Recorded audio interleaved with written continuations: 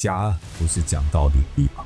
声音的弹性其实是做人的弹性，沟通不是为了决裂，而是为了建立有意义的关系。对话过程当中，能不能找到一个叫共同的目标？面对长辈的过度关心，常常感到很烦恼。那我们该如何建立这种界限？关爱如果没有了界限，那这是以爱为名的勒索啊！划界限，它不是好像拿把刀一割就有个界限，它可能会像刺青，有慢慢刺，慢慢刺，那一条线才会出来。而且每一次刺都是透的。情侣沟通最需要注意什么的地方？跟渣男学习，你要把对方当成唯一。不同的是，渣男他的唯一有很多，每个当出来都是一个唯一。您现在看到的是精华版，若要看到完整版，请点击资讯栏的专属连结，加入官方 LINE。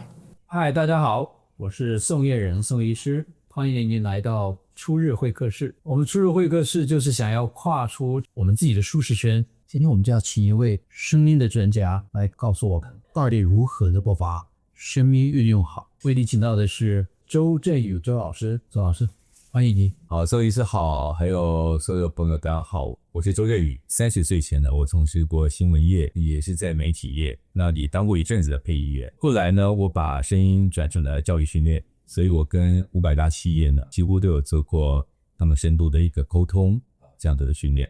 我非常喜欢宋医师刚刚讲的，就是跨出舒适圈这件事。我们其实说话也就是自己的舒适圈。那我的很多学生呢，他们会说，老师我声音好小，我没有自信。我就说你现在就是很有自信啊。他很困惑看着我，他说老师我这样真的是很有自信吗？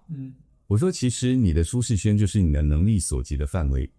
你现在不是正用很有自信的害羞跟我说话吗？自信的害羞，哇，你好会说。因为害羞这个表情他练了好久了，可能从小练到大，只要碰到事情人家一赞美他，他就所以每一次他碰到任何事件，他都练习了一次害羞，他非常有信心的表达害羞。没错，哇哦，一开始就是一个这么震撼的开头，我想我们就直接来问一个问题。我自己觉得我自己也有发现，一接起电话来常常就有个喂，或者说不好意思哈，有什么不好意思呢？像这种口头禅为什么会有这样的问题？我们为什么会有这样的一个习惯？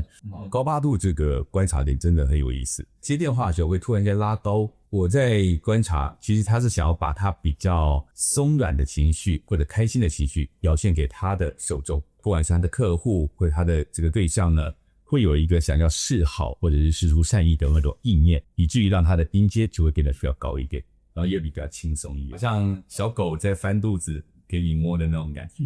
那不好意思开口，它又代表什么样的一个状态？通常我认为他不太能够直接讲出他自己的想法。一般我说，喂，你好，我姓周，我有个案子想提给你们公司，不知道可以提给哪个副本？他简洁易了。可绝大部分人他可能没有这种底气，或者他害怕拒绝。那既然你可能会拒绝我，那我就先拒绝我自己咯。但是如果说我们是要带一个服务或者带一个资讯，如果我身为资讯提供者的这个人，连对自己的服务都没有自信，不好意思，那个宋医师，不知道你有没有声音训练的需求啊？好像那个位阶，就低了一点，你自然而然在不好意思当中，都把你原本的价值，不管是商品或服务，整个就降低了。所以其实不好意思这件事情，我觉得还是要看场合来使用。我们进入下一个题目，想请大家来是吧？我知道老师其实有一套著名的叫声音4象限，分别叫做 DISC 嘛 ，Dominance、Influence、Steadiness 跟 Conscientiousness 的这个概念。这个工具可不可以第一个先请您稍微解释一下它的概念？以这个来讲呢，它就是行为模式的归纳。如果变成我自己讲的，就是战逃镜像。如果我们把这4个再来讲一下，我会用标点符号来看。战斗的战 ，dominant 叫做句号起。立法院里面，它的最主要职责就是质询。所以部长，这件事情我非常需要你告诉我们，接下来我们应该怎么做？战，或者是逃influence， 看到惊叹号，这个喜欢，他就好过那个惊喜那个惊叹都有。还有一个静 capacity， 它就是一个问号型，因此他的对话常常会有为什么，然后呢，所以呢，你讲的这是什么？ OK 好，所以他讲话也自然而然被带一个问号，然后那个问号一结束之后，就会把球丢给对方，让对方讲。那翔呢，就是他会先把自己气势降落，点点点，对的，他是那种我好常知道啊，点点点的是，对的。你这个我不晓得能不能点点点那医师这个我还有一些困扰，不知道可不可以讲点点点。他会隐隐约约会有这样的符号出来，所以我们的这个应用非常的简单，就是找到对方他的温度、速度、易度，然后我们能不能调整跟他连上线。好，马上点拉北的伴侣关系啊，意见不合、冲突的时候，会觉得常常是为了争输赢，怎么样用声音来把这个充满火药味的这个对话拉回来，变成一个情感的交易。当然，这个在一开始有彼此的个性不一样。包括我自己都常常会爆冲，所以这时候就有一句很八股，可是这个悟了好久才懂的道理，叫做家不是讲道理的地方。来，过来，我跟你讲道理，讲完道理，是不是就有一个我是对的，你是错的，你要认错，道歉，跪下，只会有一种评断的那种感觉就出来了。所以这个也是常常冲突的起源。首先我们要有一个设定好这一场对话的认知。到底他是要走向哪里？我自己的价值观是沟通不是为了决裂，而是为了建立有意义的关系。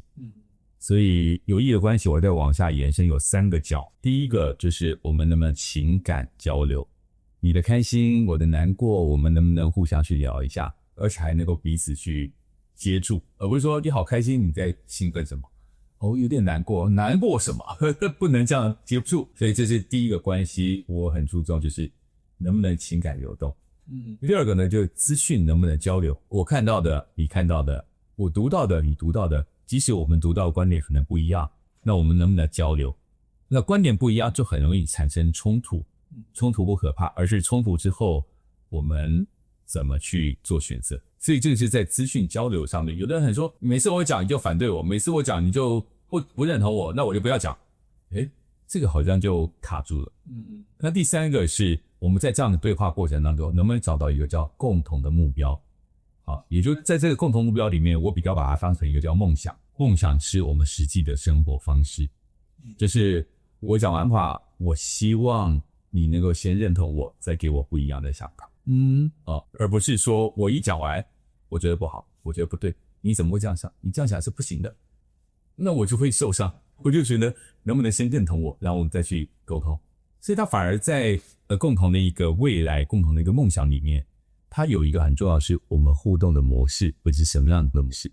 也就是接受对方不同的目标，其实也是一种理解的方式。如果我们把声音带入，比如在职场中有一个很流行的说法说，我们常常需要让年轻人懂得如何向上管理，来看条件，或者是你拒绝一些不合理的需求。面对权力比我们大的人，我们要怎么样的发声？当然第一个不能太虚弱，因为虚弱就是肯定没底，没底就包括你可能专业不够有底气，或者说你该整理的资源你没有整理到位，反正就是虚。所以讲话你气息不够饱满，那就虚了。那这个是绝对要避免的。那第二个呢，就是我们能不能去跟对方差不多的能量，但是不要凌驾他。我认为的自信是一种叫做相对温柔，而且呈现正向能量的一种气息。就要相对于沟通的那个对象，比如说教授，他的能量等级1到10，他是4分好，那你要相对他温柔，你可能是3.5分。教授，不好意思，我当你是这样，我我想问一下，采用一个想战妖精想的想，那时候那这一题我来跟你说一下啊，谢谢教授，谢谢教授，是不是就很祥和？你用的那种更强的气息，你用战的那个气息，那肯定就不对盘。当然你要展现你的自信，可是不能变成自大，而这个区间就是要相对于你的上一期来说，你的语态是比较相对温柔的，而且呈现正向的调，也不能掉到负面去。声音很重要，可是你的实际的作为它是更核心的一部分。比如说在一个经营者里面，他当然关心的就是你能够帮我们带多少的业绩，或者说你做的事情能在什么地方促进我们的业绩，以及什么地方是非你不可。他得把这些东西给列出来，那个叫做他的剧本。我们才能够用好的说话方式去讲这个剧本。它绝对不是只有声音，如果你什么时机都没有，你的声音再正确也没有用。其实我们现在又面临另外一个问题啊，我知道我们现在有很多我们的受众是大概39岁到45岁之间的人，现在大家会讲一个叫做三明治时代。三明治时代更可怜了，那碰到上面有人要对，下面有人面对，所以遇到孩子讲不听，常常忍不住呢就会开始大吼大叫。可是面对长辈的过度关心，常常感到很烦啊。那我们该如何建立这种界限，而不破坏这种亲情的流畅？有另外一个沟通架构叫 PAC 的架构 ，Parents、Adult 还有 Children。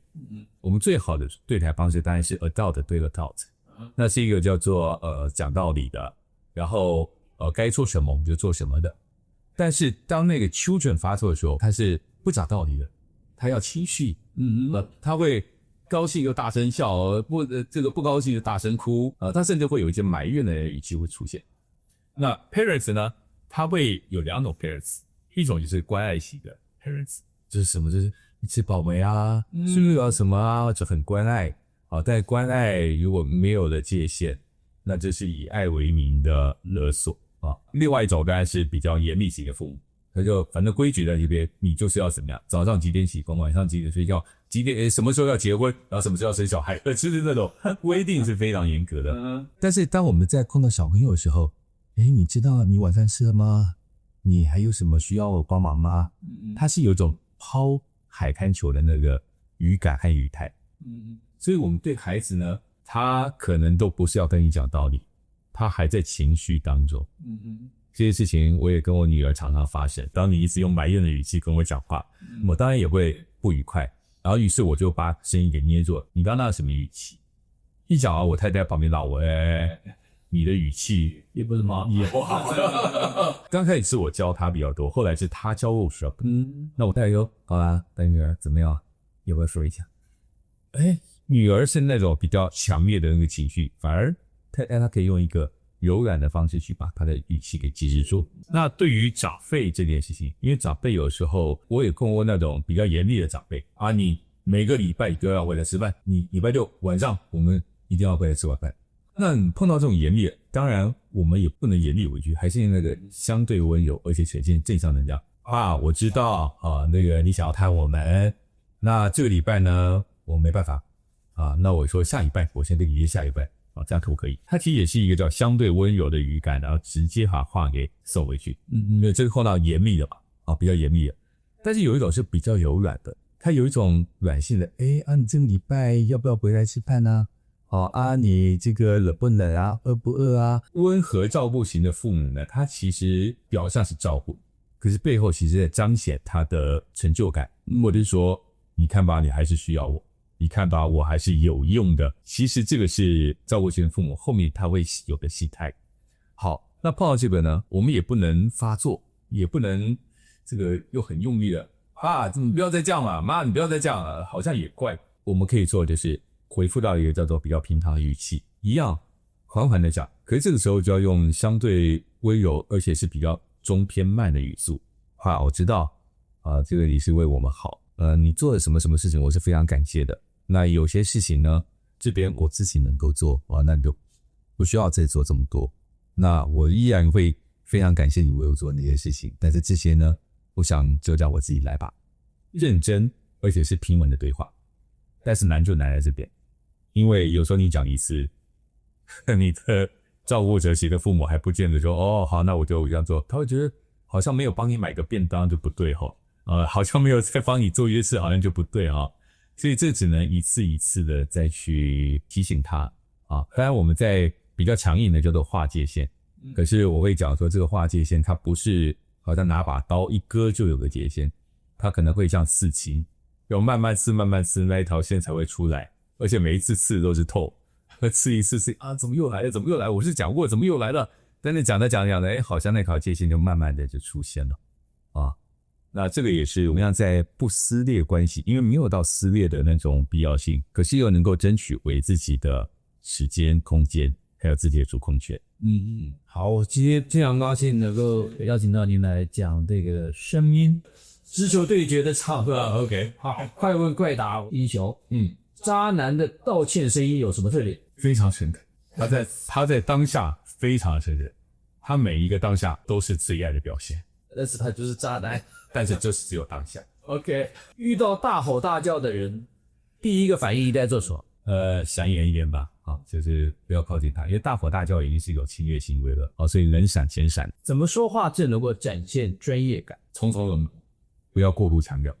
你想从台湾人的字典里面删除什么字？例如不好意思啦、其实啦，然后除了那种讲脏话之后，我还想要删掉一个叫做我知道因为我知道后面有一点就是说我知道，寡掉闭嘴，你闭嘴。